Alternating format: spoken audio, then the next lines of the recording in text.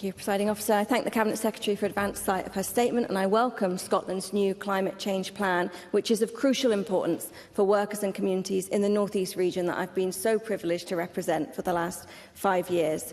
But my constituents are still not seeing the just transition they have repeatedly been promised, and the misinformation circulating that more drilling is the answer do my constituents a grave disservice when we know that the North Sea Basin is in terminal decline and gas prices are set internationally. But this is exactly why we must heed the Just Transition Commission's warning that if the Scottish Government does not use every lever at its disposal to fight the climate crisis, we risk losing the social licence for climate action to such dangerous climate deniers. So can the Cabinet Secretary set out which, if any, of the recommendations of the Just Transition Commission's report have made it into the climate change plan?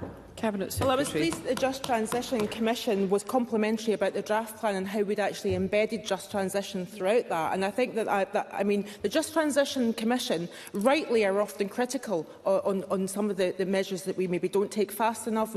And I was actually really pleased to get their endorsement of the draft plan as well. Mercedes Albon makes an absolutely critical point, is that we have to face reality. Two realities are happening. One is that we are far too reliant on the burning of fossil fuel. And that's not just in this country, that's in countries across the whole of the world.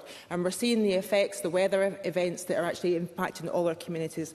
The other is more closer to home, and that is the fact that we passed peak oil and gas, a decade or so ago, but a couple of decades ago.